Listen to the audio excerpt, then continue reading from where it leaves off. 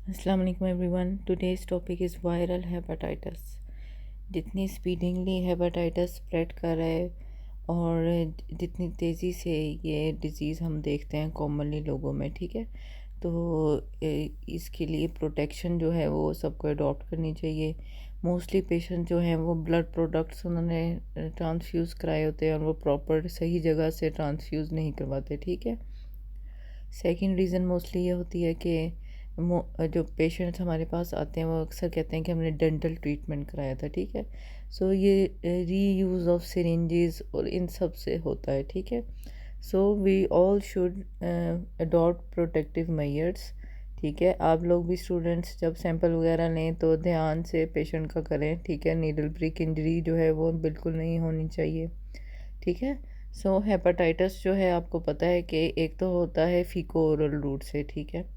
ये जो आप बाहर से खाते हैं, बाहर से जूसेस वगैरह, ठीक है, और ये वेंडर्स से लोकल जो है ये अनहाइजीनिक फूड, ठीक है, उससे ये होता है हेपेटाइटिस, ठीक है। उसकी कुछ टाइप्स लाइक ए एंड ई। कुछ होता है जो कि ब्लड प्रोडक्ट से होता है, ठीक है, या बॉडी फ्लूइड से, ठीक है। तो आज हम ये सब डिस्कस करने वाले हैं वायरल हेपेटाइटिस, ठीक है। अब ये कुछ एब्रीविएशन हैं, ये आपको मालूम है। HIV, ठीक है, IgM HIV एंटीबॉडी, यानी कि IgM antibody to HIV, HBV hepatitis B virus, ठीक है, HBS एंटीजन है। उसके बाद HBS एंटीबॉडी है, HBC एंटीजन, इसका मतलब है कि कोर जो है HBV का उसका एंटीजन, ठीक है। उसके बाद HBCAB लिखा हुआ है, ये है एंटीबॉडी टू HBC एंटीजन, ठीक है। उसके बाद HBE एंटीजन है, ठीक है। उसके बाद HBE एंटीबॉडी है, ठीक है।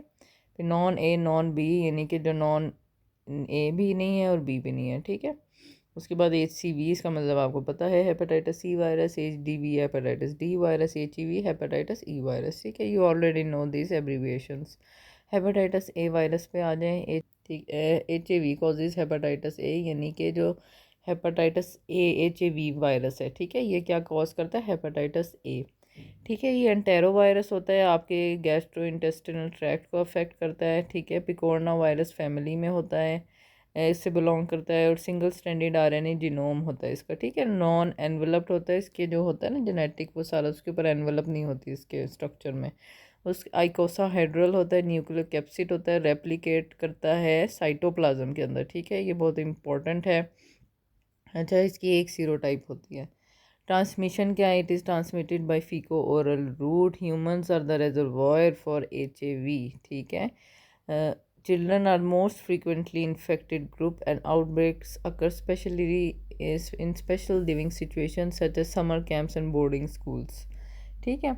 Common source outbreak arise from fecally contaminated water or food such as oysters grown in polluted water and eaten raw, ठीक है। अंडर कुक फूड है। दूसरा ये कि जो कुकिंग वगैरह करते हैं उनको बहुत जो है वो ध्यान से अपना हाइजीन को मेंटेन करना चाहिए। लॉन्ग नेल्स, ठीक है, कुछ फीमेल्स लॉन्ग नेल्स होते हैं और वो सही तरह से हैंड वॉशिंग में वो उनका वॉश नहीं हो पाते हैंड्स, ठीक है।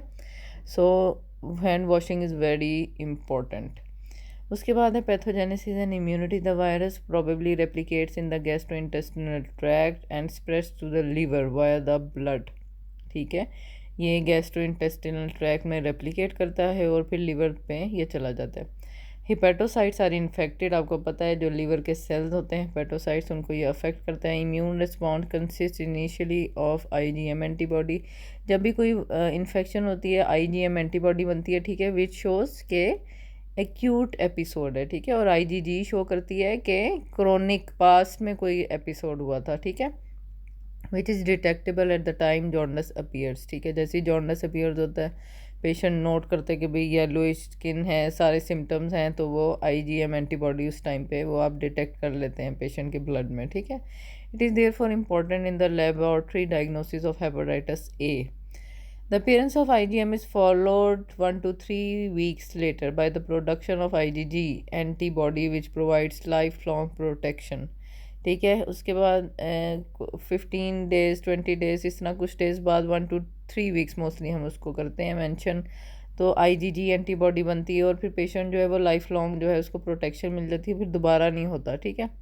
अटैक, ठीक है। क्लिनिकल फाइंडिंग्स क्या है, वही आपको पता है, fever, anorexia, nausea, vomiting, jaundice, dark urine, pale faeces, ठीक है।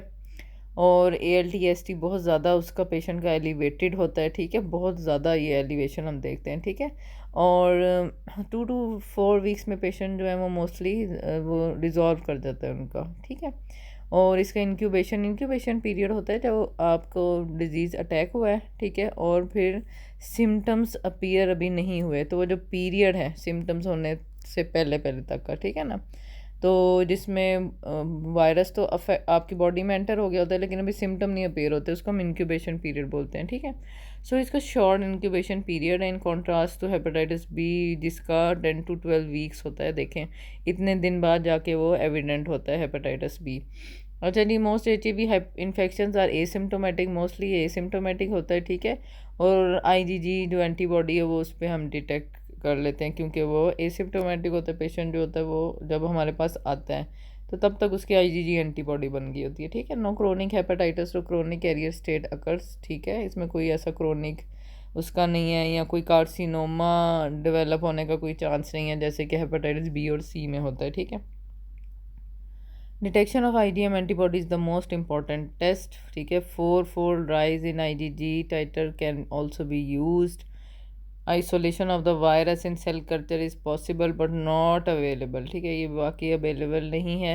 IgG मोस्टली जो होता है ना एक्यूट में वो हमारे पास डिटेक्ट हो जाते हैं और IgG उन्होंने जैसे बताया कि कुछ दिन बाद जाके अपेयर होता है। अच्छा जी, ट्रीटमेंट पे आ जाए, no antiviral therapy is available, ठीक है, कोई इसकी थेरेपी नहीं है अवेलेबल, कोई ट्रीटमेंट, ठीक है। Active immunization with vaccine containing in activated HIV is available, ठीक है जी, वैक्सीन आप लगवा सकते हैं। The virus is grown in human cell culture and inactivated with formalin, ठीक है, उसको हम सेल कल्चर जो होता है वो उसमें ग्रो करते हैं और फिर फॉर्मेलिन से उसको इनएक्टिवेट कर देते हैं, ठीक है। और 2 डोजेज़ होती हैं, ठीक है, इनिशियल डोज होती है और फिर बूस्टर डोज होती है 6 to 12 मंथ्स बाद, ठीक है। और अगर कोई अनइम्यूनाइज्ड है और उसने कोई ऐसे एरिया में जाना है जहाँ पे ये बहुत ज़्यादा जो है ना एंडेमिक है उस एरिया में, उसको लगाना होता है, ठीक है। And then passive immunization should be done to provide immediate protection and the vaccine given to the to provide long term protection, ठीक है। पैसिव एक्टिव यानी कि हम उसमें एक्टिव भी लगाते हैं और पैसिव दोनों इम्यूनाइजेशन करते हैं। पैसिव इम्यूनाइजेशन होती है विद ग्लोबुलिन्स, ठीक है ना, सीरम ग्लोबुलिन्स से। तो ये होता है इन्फेक्शन से पहले पहले आप लगवाएं पैसिव इम्यूनाइजेशन, या अगर इन्फेक्शन हो गई है तो एक्सपोजर हो गया तो विद इन 14 डेज़, ठीक है। प्रॉपर हाइजीन जो है वो मेंटेन करना चाहिए। सीवेज डिस्पोजल जो है वो ध्यान से होना चाहिए। जो पाइपलाइंस होती हैं कई बार अंडरग्राउंड मिक्स हो गई होती हैं, ठीक है। तो ये सीवेज का प्रॉपर जो है ना ये होना चाहिए बंदोबस्त, और हैंड वॉशिंग करना चाहिए जब भी आप वॉशरूम से आएँ, ठीक है। हेपेटाइटिस बी वायरस पे आ जाएँ। Hepatitis HPV causes hepatitis B, ठीक है, ये वो करता है, ये थोड़ा सीरियस किस्म का है, ठीक है, वायरस। अच्छा जी, it is also known as Dane particle named after the scientist who first published HBs antigen was known as Australia antigen because it was found in Australia, ठीक है। डेन एक साइंटिस्ट था, उसने ये किया था। HBV is member of hepadna virus family, ठीक है, ये एनवलप्ड होता है और इसके ऊपर वही आइकोसाहेड्रल न्यूक्लियोकैप्सिड कोर होता है और partially double standing circular DNA genome होता है, ठीक है। अच्छा जी, HBV infects more than 400 million people world wide, ठीक है। ये it causes chronic hepatitis, cirrhosis and cancer in 15 to 40% cases. Transmission ये बहुत इंपॉर्टेंट है, ये एग्ज़ाम में बार बार पूछी जाती है, वाइवा में भी, कि हाउ इट इज़ ट्रांसमिटेड, ठीक है। ब्लड प्रोडक्ट से, जिस तरह मैंने आपको शुरू में बताया है, सेक्सुअल रूट से vertical from mother to foetus जा सकता है ड्यूरिंग डिलीवरी। उसके बाद अनसेफ इंजेक्शन, हीमोडायलिसिस से, household contact, close person to person, ठीक है, ओपन कट्स हैं, ठीक है, नोजोकोमियल परक्यूटेनियस और म्यूकोजल, ठीक है, जो ये हॉस्पिटल एक्वायर्ड हो सकता है, ठीक है। अब इसकी दो होती हैं, एक्यूट हेपेटाइटिस और क्रोनिक। एक्यूट जो होता है जो शॉर्ट टर्म हेपेटाइटिस होता है, ठीक है, bodies immune system clears the virus from the body with in 6 months, 6 months में वो क्लियर हो जाता है, ठीक है। और infection last longer than 6 month because the bodies immune system can not clear the virus from the body. ठीक है, जिनकी क्रोनिक हेपेटाइटिस होता है, जब वो बॉडी जो है वो उसको 6 मंथ के अंदर अंदर जो है वो उसको ना डील कर सके और वो क्रोनिक उसमें स्टेज में चला जाए। ठीक है, क्रोनिक परसिस्टेंट और active hepatitis, नेक्रो inflammatory liver disease, necrosis भी हो जाता है और इन्फ्लेमेशन भी हो जाता है। ठीक है, HBS एंटीजन जो होता है वो पॉजिटिव रहता है for more than 6 month, so you can detect it via lab test. Persistent और एलिवेटेड ALT AST होता है। ठीक है, और serum HBV DNA levels more than 10⁵ copies per ml होता है। इतना ज़्यादा इसके लेवल्स हैं। इनएक्टिव हेपेटाइटिस और हेल्दी कैरियर, वो पेशेंट जो कि कैरियर स्टेट में चले गए, उनका HBS एंटीजन जो है वो भी इसी तरह ही 6 मंथ्स तक पॉजिटिव रहता है। और HBE एंटीजन जो होता है वो वेरिएबल है, उसका कोई ख़ास वो नहीं है कब तक वो रहेगा। ठीक है, सीरम HBV DNA लेवल्स जो होते हैं वो लेस दैन 10⁵ कॉपीज़ पर मिलीलीटर आते हैं। और नॉर्मल ALT AST आता है क्योंकि पेशेंट क्या चला गया, क्रोनिक स्टेज में चला गया। ठीक है, अभी हम ये देखें, ये बिल्कुल सेंटर में ये DN है। ठीक है, और ये जो लेवेंडर से आपको नज़र आ रहे हैं सर्कुलर से, ये कोर प्रोटीन है इसकी। ठीक है, उसके बाद अंदर ये जो येलो है ये DNA पॉलीमरेज है। ठीक है, और जो बाहर ग्रीन आपको नज़र आ रहे हैं ये सरफेस प्रोटीन है। ठीक है, ये इसका स्ट्रक्चर है। HBS एंटीजन ये सीरोलॉजिकल मार्कर है। ठीक है, on surface of HBV high levels होते हैं इसके एक्यूट और क्रोनिक दोनों में, और ये इन्फेक्शन को शो करता है। ठीक है, HBC एंटीजन पे आ जाएंगे, यानी कि कोर एंटीजन ये न्यूक्लियोकैप्सिड होता है that enclose the viral DNA को एनक्लोज करता है। ये देखें, ये मैंने आपको दिखाया है। ठीक है, ये DNA अंदर ना ब्लैक कलर का, ऊपर लेवेंडर सा जो है सर्कुलर सा ये कोर है, तो ये उसने DNA को कवर किया हुआ है। The antigen is not secreted from the infected cell. ठीक है, इन्फेक्टेड सेल से ये सिक्रीट नहीं होता और सर्कुलेशन में आप इसको नहीं डिटेक्ट कर सकते। HBE एंटीजन पे आ जाएं, circulating peptide derived from the core gene serves as marker of active viral application. ठीक है, इसको शो करता है एक्टिव रेप्लिकेशन को। Present on in person who have circulating serum HBV DNA। ठीक है, जिसका HBV DNA होता है उसके अंदर ये मौजूद होता है। ठीक है, circulating HBV DNA। HBS antibody पे आ जाए, it is produced in response to enveloped antigen.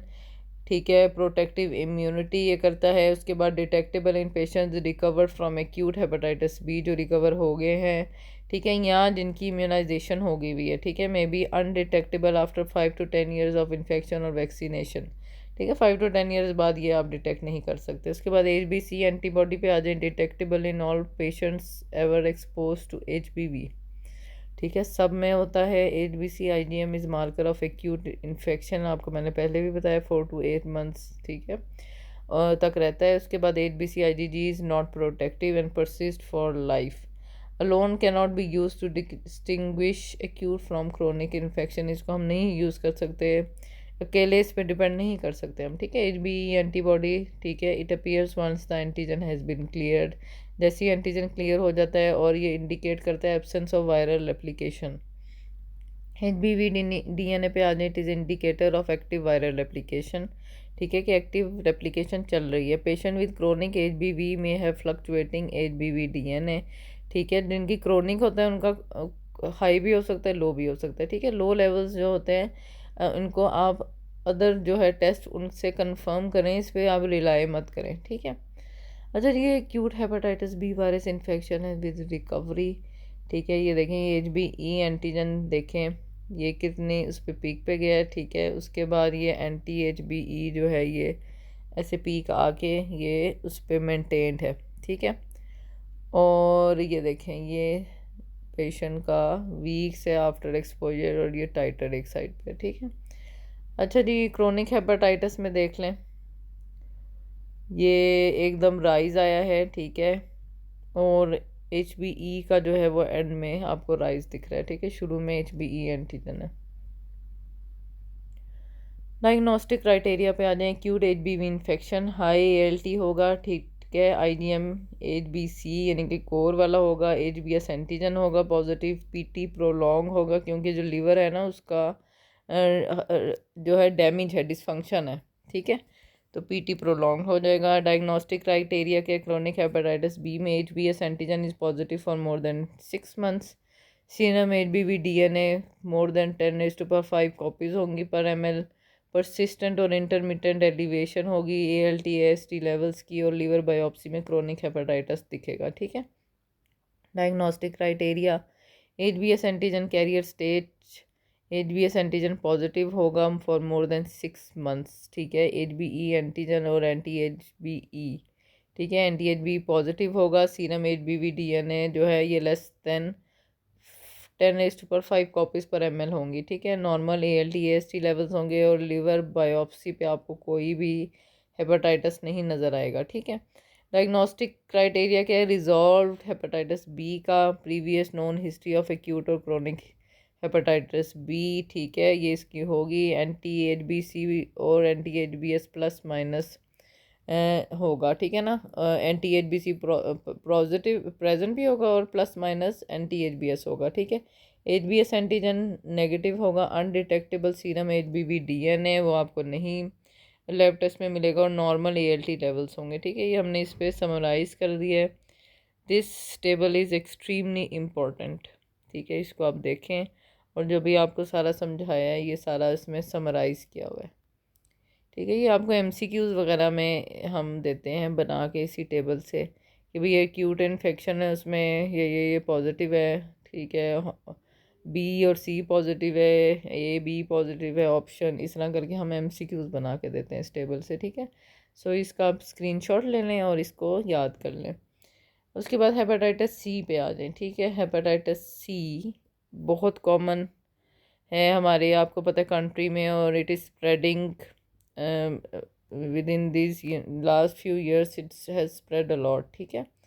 So it has been estimated 170 million people are affected worldwide, or highest reported cases are in Egypt. Approximately 10 million are infected in Pakistan, with average prevalence rate of 6%।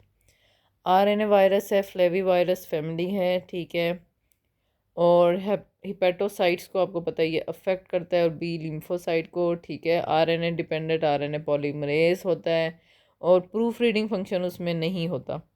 ठीक है। 6 इसकी genotypes होती हैं, 1A 1B 2 3 4 5 and 6। ठीक है। And it is important in predicting response to antiviral therapy. Certain strains में have enhanced virulence. ठीक है। कुछ स्ट्रेन जो होते हैं वो ज़्यादा लीथल होते हैं। अच्छा जी, incubation period average 7 to 8 weeks होता है, और 2 to 26 वीक्स हो सकता है। एक्यूट इलनेस जॉन्डस, ठीक है, माइल्ड होता है। केस फर्टिलिटी रेट लो है। क्रोनिक इन्फेक्शन 6 to 85% केसेस में होता है, और क्रोनिक हेपेटाइटिस 70% में। Cirrhosis 15 to 20 and mortality from CLD 3% पे। डायग्नोसिस पे आ जाएं। Serological assays for HCV antibodies, molecular test for viral nucleic acid. ठीक है, वो हम न्यूक्लिक एसिड को करते हैं। सीरोलॉजिकल एसेस में एलाइजा आ जाता है। ठीक है। Core NS3 4 and 5। ठीक है। Detect within 4 to 10 weeks of exposure. ठीक है ना। हमने सीरोलॉजिकल टेस्ट करने 4 to 10 वीक्स के अंदर अंदर कि जो है इन्फेक्शन उसको ये कर लेते हैं। Should be confirm by nucleic acid method से आपने इसको कंफर्म करना है। Circumstances where negative ELISA does not rule out infection. अगर आपका नेगेटिव आया एलाइजा तो आपने इसको रूल आउट नहीं करना। ठीक है। एक्यूट HCV इन्फेक्शन, इम्यूनोसप्रेस पेशेंट हो सकते हैं, HIV या क्रोनिक हीमोडायलिसिस पेशेंट्स हो सकते हैं। ठीक है। What does a positive serology with negative PCR test indicates. ठीक है। उसका पॉजिटिव सीरोलॉजिकल टेस्ट आया है लेकिन PCR नेगेटिव आया है, तो इस चीज़ का क्या मतलब है? इसका मतलब है कि HCV रिजॉल्व हो गया, ठीक हो गया हुआ है। ठीक है। या आपका जो PCR है वो फॉल्स नेगेटिव आ रहा है। ठीक है, वो ठीक तरह से नहीं हो पा रहा, या लो लेवल या इंटरमिटेंट वायरीमिया है, उसका वायरस जो है ना वो अभी बहुत लो लेवल में ब्लड में अवेलेबल है या मौजूद है। ट्रीटमेंट पे आने, treatment of acute hepatitis C with peg interferon alpha significantly decrease the number of patients who become chronic carrier. ये क्रोनिक की तरफ नहीं ले जाने देती पेशेंट को, उनको वो ठीक कर देती है। ठीक है। The treatment of choice for chronic hepatitis C is combination of peg interferon alfa 2A ribavirin and protease inhibitor. इनका हम कम्बिनेशन देते हैं क्रोनिक वालों को। There is no vaccine. Hyper immune globulins are not available. ठीक है। सो अगर आपको नीडल प्रिक इंजरी से हो जाती है तो आपकी कोई हम वैक्सीनेशन नहीं कर सकते, ठीक है, to protect you. Hepatitis D virus, HDV causes hepatitis D delta, ठीक है। It is defective virus. HDV can replicate only in cells also infected, ठीक है, ये सेल्स के अंदर ही रेप्लिकेट कर सकता है। Infected with HBV because HDV uses the surface antigen of HBV as its envelope protein, ठीक है। ये दोनों HBV और HDV जो है ये HDV अलोन नहीं इन्फेक्शन कर सकता, ये HBV जब हुई होती है इन्फेक्शन किसी को तो तभी ये भी अटैक कर सकता है, ठीक है, क्योंकि इसने सरफेस एंटीजन यूज़ करना होता है HBV का, ठीक है, अपनी एनवेलप प्रोटीन बनाने के लिए। HDV is an enveloped virus with RNA genome that is single stranded negative polarity and one serotype होती है इसकी, ठीक है। ये सेम है उसकी तरह ही ट्रांसमिट होता है जिस तरह हेपेटाइटिस बी था, ठीक है, सेक्सुअली बाय ब्लड और पेरीनेटली, ठीक है। Most HDV infection occur in intravenous drug users. HDV infections occur worldwide with similar distribution to that of HBV infection. Pathogenesis पे आ जाए, it is called by HDV and HBV is the same, ठीक है। HDV इसको cause करता है। It can replicate on in cells also infected with HBV। Hepatitis delta can also occur in person infected with HBV, ठीक है जी। उसी को ही बार बार बात कर रहे हैं कि HBV जिसको है उसी को ही HDV हो सकता है। Hepatitis in patients co-infected with HDV and HBV is more severe than in those infected with HBV alone. जब ये HBV के साथ मिलता है तो HBV भी बहुत जो है वो स्ट्रॉन्ग हो जाता है, ठीक है। तो ये दोनों मिलके जो है ना पेशेंट का बुरा हाल कर देते हैं, ठीक है। लेबॉर्ट्री डायग्नोसिस पे आ जाएं, डेल्टा एंटीजन और IgM antibody to delta antigen हम पेशेंट के सीरम में देखते हैं। ट्रीटमेंट पे आ जाएं, पैग इंटरफेरॉन अल्फ़ा, ठीक है, और उसके बाद हम दे सकते हैं, लेकिन ये इरेडिकेट नहीं करती क्रोनिक स्टेट को, ठीक है। कोई ऐसी स्पेसिफिक वैसे एंटीवायरल थेरेपीज की नहीं है, कोई वैक्सीन भी अवेलेबल नहीं है।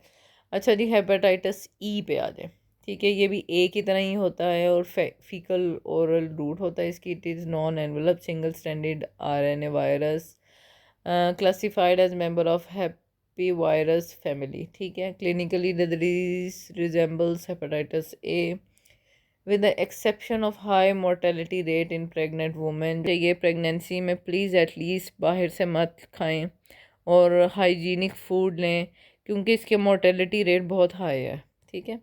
Chronic liver disease does not occur and there is no prolong carrier state, ठीक है। इसमें कोई क्रोनिसिटी नहीं इन्वॉल्व और जो है कैरियर स्टेट इसमें नहीं होती। HEV antibody is not readily available. Diagnosis is made by excluding HAV। There is no antiviral treatment and no vaccine. बस इसी तरह ये पेशेंट को हाइड्रेट करना है आपने और इसी तरह ही उसको आपने ट्रीट कर देना है, ठीक है। So these were the various types of hepatitis.